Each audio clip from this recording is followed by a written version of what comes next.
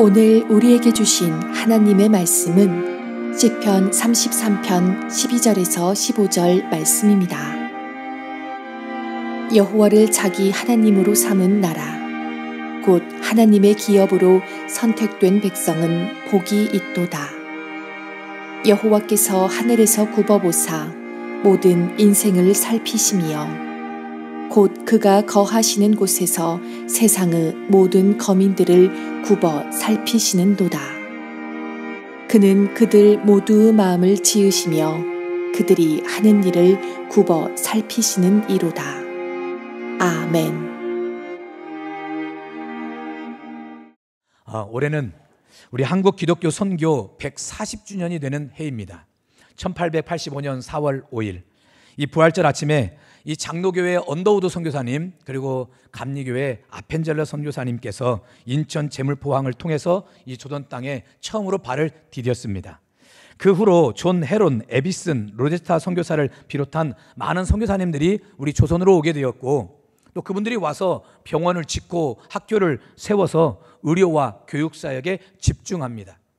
그 결과로 잘 아는 것처럼 지금의 연세대학교, 또 이화여자대학교, 또 숭실대학교와 연세대 세브란스 병원, 또 이대 부속병원, 고려대학교 의과대학, 인천 기독병원과 인천 간호보건 전문대학 등 여러 많은 병원들과 학교를 세우게 되었어요. 이런 그런 과정에서 선교사님들이 우리나라에 와서 풍토병에 걸려요. 그래서 안타깝게도 젊은 나이에 이렇게 죽으시는 분도 계셨지만, 그런 선교사님들의 이 조선에 대한 선교 열정을 꺾을 수가 없습니다. 그 후로 선교사님의 부인이라든지 아니면 그 자녀가 아버지 때로는 남편의 선교의 사명을 이어받아서 조선 땅에서 자신들의 일생을 드린 사람들이 참 많이 있습니다. 여러분, 이런 일들이 왜 우리의 조선 땅 안에서 이루어지게 된 것일까요? 저는 그 이유가, 여러분 양화진 순교자 기념관에 가면 순교자 기념관은 딱 들어가는 입구에 사진 한 장 보여주실래요? 자, 저런 문구가 새겨져 있어요. 하나님, 자, 같이 한번 읽어볼까요? 시작. 하나님이 조선을 이처럼 사랑하사. 왜 우리 조선 땅에 선교사님들이 들어오고 또 그분들이 죽으면서까지도 또 그 선교 열정이 식지 않고 그의 부인이나 아니면 자녀들을 통해서도 계속해서 조선의 선교가 이루어지게 된 이유가 어디에 있었을까? 바로 하나님이 우리 조선 땅을 이처럼 사랑하셨기 때문이라는 거예요.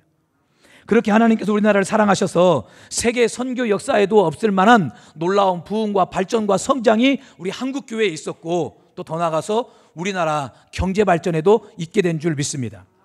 여러분, 우리나라의 발전과 번영에는요, 교회를 빼놓고는 이야기할 수 없는 사건들이 참 많이 있어요. 근현대사에 교회가 기독교를 통해서, 예수 믿는 자들을 통해서 우리나라가 이만큼 부흥하고 발전했다는 것, 여러분 누구나 다 알 수 있는 일들이 참 많이 있어요. 자, 그렇다고 우리나라가 언제나 잘 되기만 했습니까? 언제나 부흥하고 발전하기만 했습니까? 그렇질 않았어요. 큰 고난과 아픔도 우리에게 있었어요. 다름 아닌 우리나라가 일본의 36년 동안 주권과 영토를 빼앗긴 일이었습니다. 일본은 민족 말살 정책의 일환으로 창씨 개명은 물론이거니와 모든 학교에서 우리 한글을 가르치지 못하도록 했습니다. 또 국민의례라는 명분으로 우리나라 곳곳, 전국 곳곳에 신사를 만들어 놓고 모두가 다 그 신사에 참배하도록 만들었어요. 여러분, 그런 고난의 역사 속에서도 하나님은 우리나라 조선을 사랑하신 줄 믿습니다. 우리의 조선을 사랑하셨고, 그래서 지금의 대한민국을 이루게 만드셨어요. 그래서 오늘 저는 우리나라가 이 고난 속에서도 어떻게 하나님의 사랑을 입고 지금의 자유 대한민국을 이루게 되었는지, 또한 자금의 여러 혼란스러운 상황 속에서 믿는 우리 성도들이 무엇을 어떻게 해야 되는지에 대한 말씀을 오늘 본문을 좀 중심으로 살펴보려고 합니다. 오늘 저의 설교는 이영식의 한국장로교회와 민족운동이라는 책, 그리고 우리 교단의 총신대 명예교수님, 역사신학 교수님이신 이 박영규 교수님의 한국장로교회와 3.1운동, 그리고 3.1운동 100주년 기념 설교, 또 한국형사정책연구원장을 역임한 한인섭 서울대 그 법대 교수님의 이 강의를 제 나름대로 다시 한번 요약하고 정리를 해서 드리는 말씀입니다. 하나님께서 고난의 역사 속에서도 우리나라를 사랑하셨다는 증거가 바로 기독교인 애국지사와 바로 순국선열들이었어요. 어제가 1919년 3월 1일 이 대한독립 만세 운동을 벌였던 날이지 않습니까? 106주년이 되는 날입니다. 당시 여러분 이 일에 많은 기독교인들의 노력이 있었어요. 원래 우리 한국의 초대교회는 애족하는 교회였습니다. 그래서 한국 기독교는 나라 살리는 일과 교회 살리는 일을 함께 병행을 했습니다. 예수 믿는 것이 곧 애국하는 길이고 또 애국하는 것이 곧 예수를 믿는 것이라고 생각했어요. 그래서 교회는 복음도 열심히 전했지만 또 우리 민족의 눈물과 아픔을 보듬고 싸매주는 일 또한 교회가 함께 했습니다. 그래서 한국 교회는 일제강점기에서도 3.1운동을 주도했고 독립운동을 이끌어왔던 거예요. 여러분 우리가 잘 알고 있는 것처럼 3.1운동의 시작점이 바로 김이독립선언서가 민족대표 33인을 통해서 발표되는 것으로 시작되지 않습니까?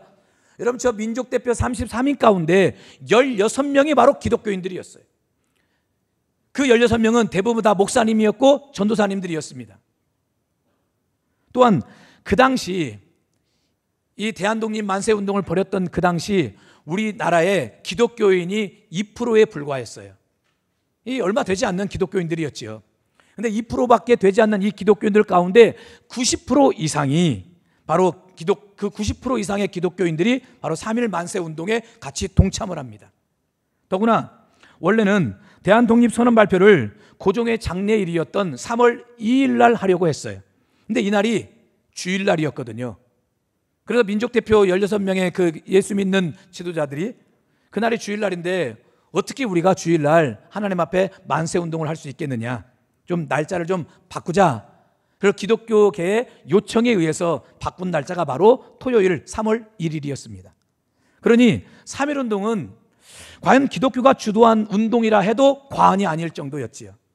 3월 1일 서울 태화관에서 독립선언서가 낭독되고 있던 그 시각에 평안북도 의주 지방에 있는 서부교회에서는 유여대 목사님의 지휘하에 전 교인이 의주 시내로 뛰쳐나와서 만세 시위를 벌입니다.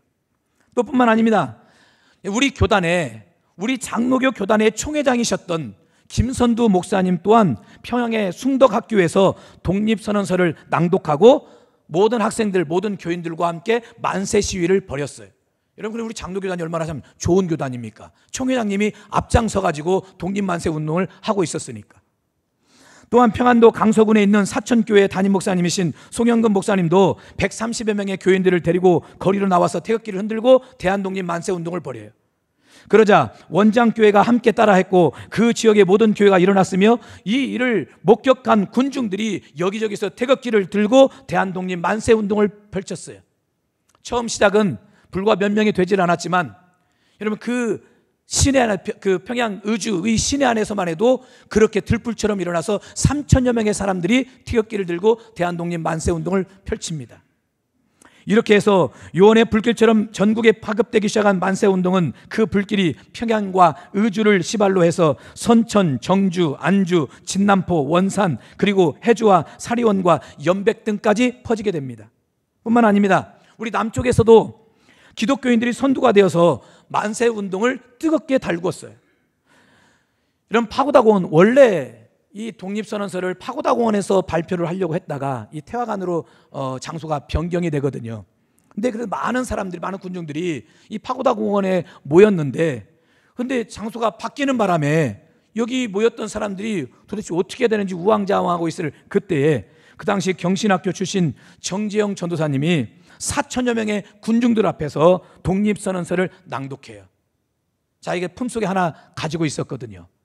100여장을 원래 가지고 있었는데 나머지는 자기 친구들에게 나눠주고 자기 혼자 품속에 하나 가지고 있었던 그것을 우왕좌왕하는 그 군중 앞에서 이 독립선언서를 낭독하고 독립만세를, 대한독립만세를 선창을 합니다.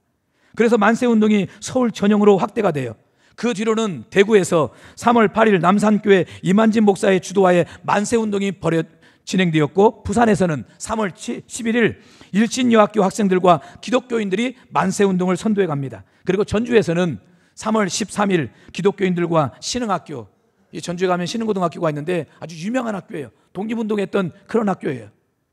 이 신흥학교 학생들이 태극기를 들고 온 시내로 달려나와서 대한독립 만세운동을 펼쳤어요. 천안에서는 어떻습니까? 우리가 잘 알고 있는 것처럼 천안하면 가장 떠오르는 누나가 누구지요? 유관순. 유관순은 옛날에도 누나고 지금도 누나고, 제가 볼 때 유관순 여사는 평생을 가도 누나가 될 것 같아요. 누나. 여러분, 유관순 누나의 만세운동이야 초등학생들도 다 알고 있는 사실 아니겠습니까? 그녀는 천안, 연기, 진천을 돌아다니면서 대한독립 만세운동을 주도하다가 그만 일본 순사에게 체포되어 감옥에 갇히게 됩니다. 그리고 그 속에서 참 여자로서는 당할 수 없는 모진, 수치와 또 고문을 당해요. 그래서 결국 옥사를 하지요. 여러분, 유관순 여사의 그 엄청난 고문의 사건들은 정설이든 일설이든 참 그 이야기를 듣다 보면은 우리의 마음속에서 울분이 터지지 않을 수가 없어요. 어떻게 사람이라면 사람에게 이렇게까지 고문할 수 있느냐. 이게 정설로 받아들여지는 것은 아니지만 일설에는 이 유관순 여사의 시신을 인도받았을 때 이미 6토막이 났다라고 이야기까지도 해요. 그럼 이 외에도 3.1운동에 참여했다가 옥에 갇힌 서울 안동교회 김백호 목사님, 승동교회 차상진 목사님, 연동교회 함태영 조사, 양평 지평교회 김경덕 조사, 남대문교회 이갑성, 김원벽 성도 등 이루 말할 수 없는 정도로 많은 분들이 나라의 독립을 위해서 많은 애를 썼어요. 그리고 옥고를 치르고 심한 경우에는 옥사를 하기도 했지요. 여러분, 이처럼 일제 강점기에 우리 그리스도인들은, 한국교회 성도들은 모두가 다 애국자들이었습니다. 그 결과 3.1운동으로 인해서 한국교회는 많은 핍박을 받을 수밖에 없었어요. 여러분, 왜 아니 그러겠습니까? 일본이 가만 놔두겠습니까? 지금 3.1운동에 주도를 하고 있는 한국교회를 보니까 눈에 가시거리처럼 여겨지겠지요. 그러니 많은 핍박을 가했지요. 특별히 신사에 참배하지 않는다는 이유만으로 얼마나 많은 핍박과 고난이 우리 한국교회에 있었습니까? 대표적인 인물이 우리 주기철 목사님 아니십니까? 일사가고 내가 하나님 앞에서 죽으면 죽으리라는 그런 믿음을 가지고 아무런 죄도 없는 분이 신사의 참배를 거부한다는 이유만으로 5번이나 옥고를 치러요. 결국은 옥에서 순교를 당하지 않습니까? 주기철 목사님 뿐이겠습니까? 죽으면 죽으리라는 책을 쓰셨던 안희숙 여사는 어떻습니까? 20살에 일제 신사 참배를 반대하다가 일본으로 끌려가요. 일본 순사는 그녀를 거꾸로 매달아 놓은 채 이 콧구멍과 입에다가 고춧가루물을 자꾸 부었어요. 온갖 고문을 다 했어요. 그러면서도 신사참배를 강요했지만 안희숙 여사는 끝까지 신사참배를 거부합니다. 군화로 가슴을 짓밟고 옷을 찢고 온갖 횡포와 말할 수 없는 회유를 했지만 그녀는 끝까지 임향한 일편단심, 내가 하나님을 내 주인으로 삼고 내가 하나님을 사랑하는데 어찌 이 마음을 편개할 수 있느냐라고 고백하면서 끝까지 그 모든 고통을 다 감수하십니다. 나중에 이제 옥사에서 이제 풀려난 뒤에 이 여사님이 나중에 목사님 사모님이 되시거든요. 그리고 미국에서 이제 교회를 세우는데 그 교회가 지금 아주 남가주 새누리교회라고 아주 큰 교회로 부흥하고 성장을 했어요. 근데 이 안희숙 여사가 고통의 몸부림을 치면서도 주님을 향한 그 사무친 마음을 고백하거든요. 근데 이 고백이 훗날 복음성가가 됩니다. 그 복음성가가 바로 우리가 잘 알고 있는 바로 내일 일은 남몰라요라는 찬양이에요. 이 내일 일은 남몰라요. 하루하루 살아요. 또 3절 가사에 보면 좁은 이 길 진리의 길. 지금 자기가 당하는 이 모든 것이 좁은 길이고 신앙과 믿음을 지킨다는 것이 좁은 길이고 진리의 길이지만 끝까지 이 길을 걸어가겠다는 믿음의 고백. 우리 한번 그런 고백을 담아서 우리 같이 함께 이 찬송 한번 올려드려 보겠습니다. 내일 일은 난 몰라요. 내일 일은 난 몰라요. 하루하루 살아요.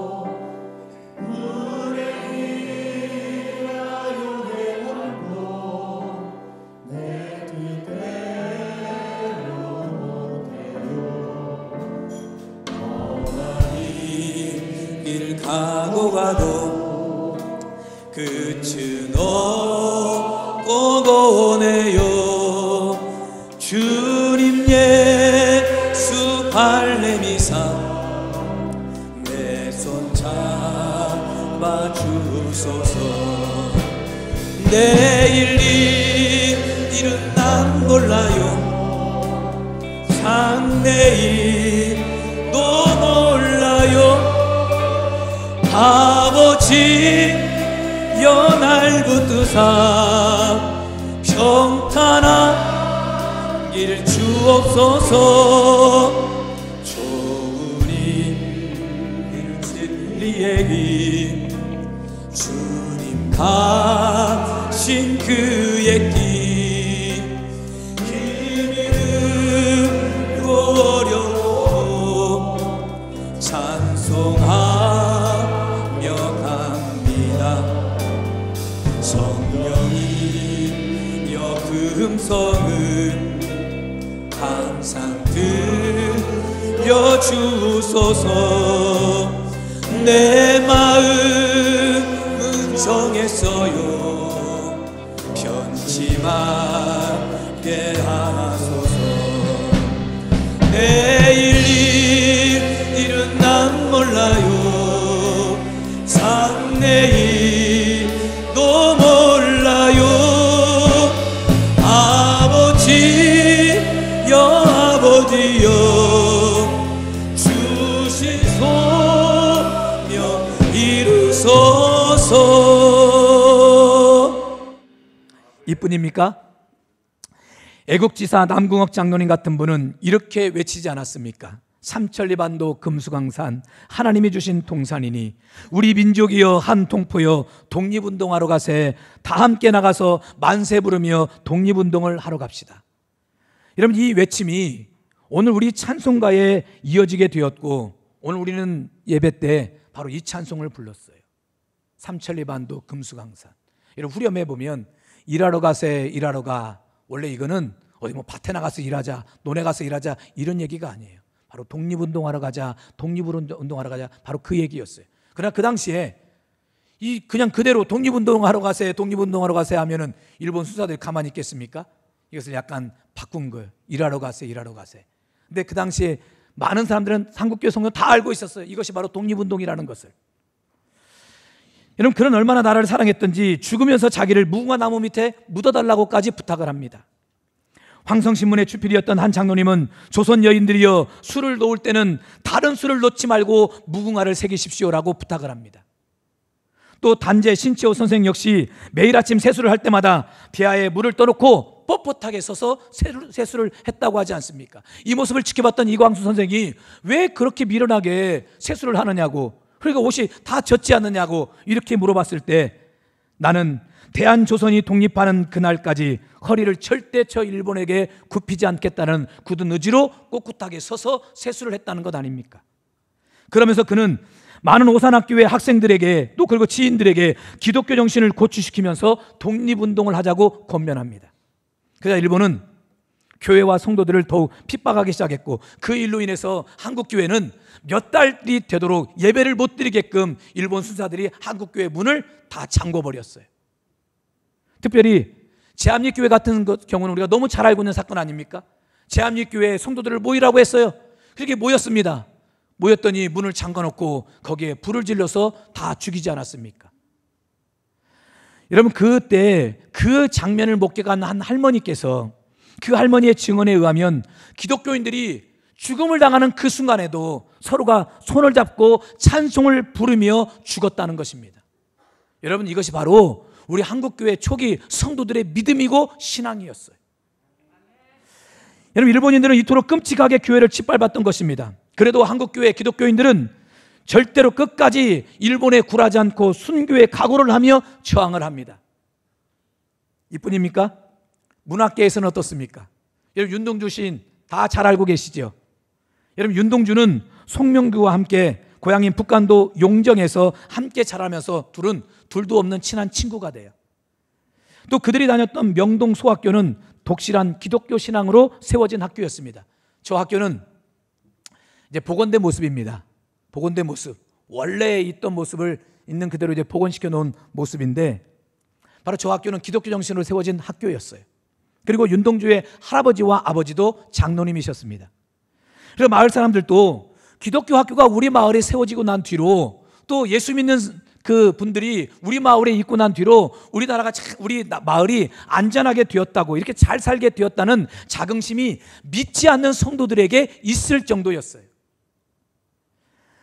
그런데 북한도에도 점점 공산주의 사상이 들어오면서 학교가 좌익 공산주의 학교로 변할 처지에 놓이게 됩니다. 그때 송몽규는 시대가 변했으니까 학교도 변해야 되지 않느냐라고 이렇게 이야기를 하고 공산주의자의 길을 걸어가려고 했어요. 그때 이 송몽규를 막은 사람이 바로 윤동주였어요. 어떻게 말한 줄 아십니까? 몽규야, 시대가 변해도 신앙은 변하는 게 아니야. 할렐루야. 여러분, 오늘 이 음성이 오늘 하나님이 우리에게 주신 음성일 줄 믿습니다. 시대가 어떻게 변하든지 우리의 믿음과 신앙은 변하면 안 되는 거예요. 주님을 향한 일편단심의 믿음은 변하면 안 되는 거예요. 훗날 이 두 친구가 함께 연희전문학교, 오늘날로 보면 연세대학교죠. 연세대학교에 진학을 하게 돼요. 그런 어느 날 송명규는 윤동주에게 이렇게 말합니다. 동주야, 너는 시를 써라. 나는 총을 들 테니. 그리고 송명규는 이제 대한 독립을 위해서 이제 몸으로, 무력으로 이제 이렇게 이제 뛰어드는 일에 앞장섰고, 그리고 윤동주는 민족의 아픔을 달래고 또 많은 민족의 정신을 고취시키는 시를 써내가기 시작해요. 여러분, 우리가 윤동주 하면 가장 떠오르는 시가 어떤 시지요? 윤동주 하면 떠오르는 시는 서시 아닙니까? 그러나 윤동주의 시 가운데 서시만 유명한 게 아니에요. 기독교 신앙과 또 한국 애국 애족에 대한 신앙이 담겨져 있는 십자가라는 시가 있습니다. 이 십자가라는 시가 참 유명한 시인데, 그러나 우리 교과서에서는 서시만 나오다 보니까 서시만 잘 알고 있는데, 시가 이렇습니다. 십자가, 윤동주. 쫓아오던 햇빛인데 지금 교회당 꼭대기 십자가에 걸리었습니다. 첨탑이 저렇게도 높은데 어떻게 올라갈 수 있을까요? 종소리도 들려오지 않는데 휘파람이나 불며 서성거리다가 괴로웠던 사나이 행복한 예수 그리스도에게처럼 십자가가 허락된다면 모가지를 들이우고 꽃처럼 피어나는 피를 어두워가는 하늘 밑에 조용히 흘리겠습니다. 여러분, 윤동주 시인이 이 시를 썼을 때가 1941년도였어요. 이때는 일제 압제가 최악으로 치닫던 때입니다. 특히 이 시의 마지막에 보니까 이렇게 말해요. 행복한 예수 그리스도에게처럼 십자가가 허락된다면 모가지를 들이우고 꽃처럼 피어나는 피를 어두워가는 하늘 밑에 조용히 흘리겠습니다. 여러분, 이 부분에서 윤동주는 조국의 독립을 위해서 한국교회가 민족의 십자가를 지고 가야 된다는 거예요. 이 민족의 십자가를 윤동주는 예수님께서 지신 십자가로 묘사를 했어요. 예수님도 십자가를 지고 그 길을 걸어가셨던 것처럼 한국교회가 조선의 독립을 위해서 십자가를 져야 된다는 거예요. 그런데 이 십자가의 고난도 하나님이 허락하셔야만 주어지게 되는데, 자신뿐만 아니라 우리 한국교회에 그 십자가를 지는 영광을 하나님께서 허락하신다면 자신은 아낌없이 자신의 피를 하나님 앞에 드리겠다는 거예요. 그래서 그 표현이 모가지를 들이우고 꽃처럼 피어나는 피를 어두워가는 하늘 밑에 조용히 흘리겠습니다 라고 표현했던 것입니다. 결국 윤동주 시인도 후쿠오카 형무소에서 생체 실험 주사를 맞고 결국 죽지 않습니까? 그러나 그는 우리 민족의 가슴에 영원히 지지 않는 밤하늘의 별이 되지 않습니까? 여러분, 누군들 자신의 생명을 귀하고 소중하게 여기지 않는 사람이 어디 있을까요?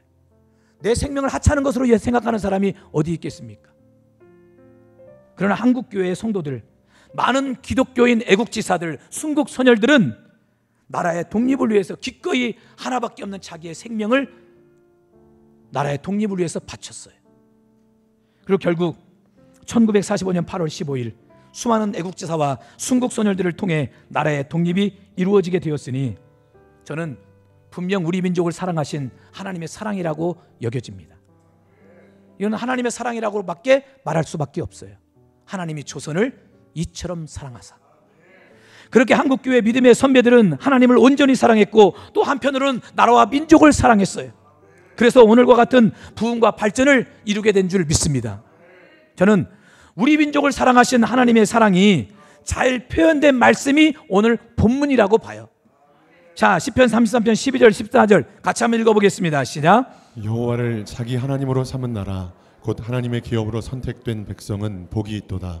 여호와께서 하늘에서 굽어보사 모든 인생을 살피시며 곧 그가 거하시는 곳에서 세상의 모든 거민들을 굽어 살피시는도다. 이런 본문에 하나님의 사랑이 어떻게 표현이 되고 있느냐? 굽어 살피시는 사랑으로 표현되고 있어요. 여기서 굽어 살핀다라는 말은 부모가 어린아이를, 깐난쟁이 어린아이를 골똘히 바라보고 있다가 이 아이가 오줌 싸면 기저귀도 갈아주고 똥 싸면 기저귀도 갈아주고 배고프다고 울면 젖도 주고 또 모유도 주고 이 아이의 필요한 모든 것을 다 공급해 주는 것, 이것이 바로 굽어 살피시는 사랑이에요. 굽어 살피신다라는 뜻입니다. 그렇듯 하나님께서 아픔을 겪고 고난을 겪고 있는 우리나라를 골똘히 바라보시다가 또 그렇게 지켜보시다가 고난을 이길 수 있도록 필요한 은혜와 힘을 우리에게 공급해 주신 줄 믿습니다. 그러니 12절 말씀처럼 분명 우리나라와 우리 백성은 하나님 앞에 복을 받은 나라고 복을 받은 백성이 된 줄 믿습니다. 그러나 요즘 우리나라는 어떻습니까? 대통령 탄핵을 찬성하는 이들과 반대하는 이들의 분열과 갈등으로 지금 온 나라가 어수선해졌어요. 이런 정치하는 분들은 자기들의 정치적 성향이 있으니까 그렇다 치지만 온 국민이, 그리고 이제는 열심히 공부해야 될 그 학생들마저도 친구들끼리도 서로 찬성하네 반대하네 자기들끼리 갈등하고 분열하고 다투고 있으니 이런 기성세대의 한 사람으로서 이 통탄하지 않을 수가 없어요. 교회는 어떻습니까? 교회도 보수교회와 진보교회가 서로 나눠져 가지고 목회자들이 서로가 서로를 비난해요. 성도가 성도들을 비난해요. 이런 목회자들을 만나면은요, 이 대표기도를 세울 때마다 아찔하다는 거예요. 대표기도할 때 보수 성향이 강하신 분은 또 자기들 나름대로 기도하고 또 진보 성향이 강하신 분들은 또 자기들 나름대로 기도하고, 이러한 때에 우리 믿는 그리스도인들이 어떻게 해야 되겠냐 이것입니다. 오늘 본문 말씀을 통해서 저는 한 3가지 정도만 여러분에게 말씀드리고 싶어요. 첫째, 먼저 우리가 하나님을 두려워하고 경외해야 될 줄 믿습니다. 자, 시편 33편 8절 같이 한번 읽어볼게요. 온 땅은 여호와를 두려워하며 세상의 모든 거민들은 그를 경외할지어다. 여러분, 시편 33편은 원래 하나님의 은혜를 받은 것에 대한 것에 감사하며 지은 감사 예배시였어요. 그래서 33편을 쭉 읽어보면 하나님을 찬양하고 하나님께 감사하는 내용들이 주를 이루고 있습니다. 그런데 8절에 와서 어떻게 문맥이 흐름에 좀 맞지 않게 뜬금없이 지금 하나님을 두려워하고 경외해라 라고 말을 하고 있거든요. 왜 감사와 찬양이 넘쳐나는 가운데 하나님을 두려워하고 경외하라고 한 것일까요? 이 말씀은 진정한 감사와 찬양은 오직 하나님을 두려워하고 경외하는 것에서 시작되기 때문에 그런 거예요. 하나님은 사랑을 베푸시고 감사와 찬양이 넘치도록 하시지만 때로는 하나님은 당신의 공의로 심판하실 때도 있어요. 그렇듯 하나님께서 우리나라를 언제나 사랑하시고 한국교회를 언제나 사랑하셨지만, 그러나 우리 민족이 하나님의 마음을 아프게 하면 언제든지 하나님은 또 우리에게 사랑의 채찍도 가하실 수 있는 분이에요. 그럼 제가 설교를 준비하는 중에 설교가 너무 길어져서 내용을 다 잘랐거든요. 여러분, 2023년도 5월 5일 어린이날 행사 때 서울 시내 한복판에서 어떤 일이 벌어진 줄 아십니까? 온 가족들이 모여있는 그 어린이날 행사 때 서울시가 주관했던 행사 중에 무슨 일이 있었냐면 구판이 벌어지는 일이 있었어요. 그럼 신문에 보니까요, 어떤 아이가 엄마한테 그렇게 물어봤대요. 엄마, 저것도 서커스야? 여러분, 하나님이 사랑하신 나라가, 하나님이 사랑하셔서 수많은 순교자를 통해서 순국 소녀들 또 애국지사를 통해서 이 나라의 민족을 지켜주신 이 나라가 서울 시내 한복판에, 그것도 서울시가 아이들이 보는 앞에서 구판을 벌이고 있으니 하나님 보실 때 통탄하지 않을 수 있겠습니까? 우리가 두려워하고 경외해야 되는 하나님은 어떤 분이시냐? 오늘 7절 말씀해 보니까 그가 바닷물을 모아 무더기같이 쌓으시며 깊은 물을 곳간에 두시도다. 이 말씀은 천지창조 때 물을 한 곳에 모아 바다가 되게 하신 천지창조 사건을 이야기하고 있는 것이지만, 이 말씀이 의미하는 바가 무엇이냐? 하나님의 지배와 통치를 말하고 있는 거예요. 하나님은 온 우주 만물을 창조하신 하나님이실 뿐만 아니라 세계와 세상의 통치자이시고 세상을 다스리시는 절대 주권자가 되시는 줄 믿습니다. 그 하나님께 우리나라와 개인의 흥망성쇠의 열쇠가 그 하나님의 손에 달려 있어요. 자금의 혼란스러운 모든 상황도 해결될 수 있는 방법은 오직 하나님의 은혜 안에서만 되고 하나님의 손 안에만 있는 줄 믿습니다. 그러기 위해서 어떻게 해야 됩니까? 우리가 먼저 하나님을 두려워해야 돼요. 우리가 먼저 하나님을 경외해야 돼요. 우리가 먼저 하나님 앞에 엎어져서 하나님 앞에 회개해야 되는 거예요. 우리의 죄악을 용서해 주십시오. 우리의 잘못된 것을 용서해 주십시오. 오늘 이런 믿음의 사람이 되시길 주님의 이름으로 축원합니다. 두 번째, 하나님께서 여전히 우리나라를 굽어보고 계심을 또한 믿어야 돼요. 자, 13절부터 15절 말씀까지 같이 한번 읽어볼게요. 여호와께서 하늘에서 굽어보사 모든 인생을 살피시며 곧 그가 거하시는 곳에서 세상의 모든 거민들을 굽어 살피시는도다. 그는 그들 모두의 마음을 지으시며 그들이 하는 일을 굽어 살피시는 이로다. 어젯밤에 이 강단에 엎어져서 나라와 민족을 위한 기도를 거의 참 오랫동안 했던 것 같아요. 그렇게 기도하는 중에 이제 설교 주님이 다 끝이 났고 다시 이 말씀이 저에게 큰 위로가 되더라고요. 하나님, 우리가 잘못한 것이 있으면 용서해달라고 교회에 기도하면서 기도하는 중에 그래도 하나님이 우리나라를 굽어 살펴보실 줄 믿는다. 하나님께 여전히 우리나라와 우리가 하는 일을 굽어 살펴보신다. 즉 하나님께 여전히 우리를 사랑하고 계시다는 그런 뜻 아닙니까? 요즘 나라를 보면 제가 여러분에게 더 이상 말씀드리지 않아도 여러분도 잘 알고 계실 거예요. 그럼에도 저에게 어떤 믿음이 있느냐? 하나님이 우리나라를 굽어 살펴주실 줄 믿습니다. 하나님께서 우리 민족을 버리지 않고 굽어보고 계심을 여러분 믿으시길 바랍니다. 그래서 우리가 어떻게 해야 되느냐? 마지막 세 번째, 하나님께 간절하게 나라와 민족을 위해 기도해야 되는 거예요. 자, 22절 말씀을 같이 한번 읽어보겠습니다. 여호와여, 우리가 주께 바라는 대로 주의 인자하심을 우리에게 베푸소서. 여러분, 시편 33편의 저자는 마지막 구절을 하나님께 기도하는 것으로 지금 마무리하고 있어요. 근데 지금 어떻게 기도하고 있느냐? 주께 바라는 대로 주의 인자하심을 우리에게 베푸소서. 지금 무엇을 베풀어 달라고 기도하고 있습니까? 인자하심을 베풀어 달라고 기도하고 있는데, 여기서 말하는 인자하심이 무엇이냐? 바로 하나님의 긍휼한 사랑을 말하고 있어요. 즉 오늘 우리들이 기도해야 될 제목이 무엇이냐? 나라와 민족을 위해 기도해야 될 제목이 무엇이냐? 하나님, 우리 조국 대한민국에 주님의 인자하심을 베풀어 주십시오. 하나님이 우리 조국 대한민국을 긍휼히 여겨주십시오. 불쌍히 여겨주십시오. 뿐만 아닙니다. 오늘 여러분의 가정을 위해서도, 여러분의 자녀들을 위해서도, 여러분의 인생을 위해서도, 여러분을 위해서 기도할 제목이 무엇입니까? 주여, 우리에게 주의 인자를 베풀어 주십시오. 우리를 불쌍히 여겨주십시오. 우리를 긍휼히 여겨주십시오. 우리에게 은혜를 베풀어 주십시오. 이 기도가 우리에게 있어져야 된다는 것입니다. 이렇게 기도하면 20절 말씀처럼 하나님은 우리의 도움과 방패가 되어 주실 것입니다. 그러므로 사랑하는 성도 여러분, 기도해 주십시오.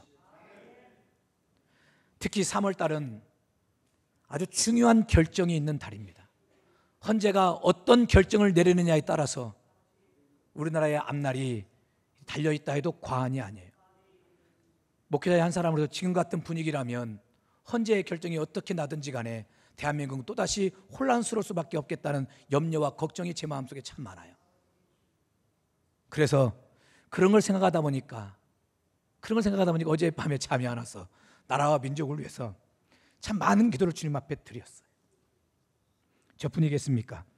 하나님께서 조선을 이처럼 사랑하셔서 많은 선교자들, 선교사님들, 순교자들, 애국지사들, 순국선녀들을 통해서 지켜주신 이 나라가 또 분열하고 갈등해서 그럼 나라가 쪼개지고 나눠지면 되겠습니까?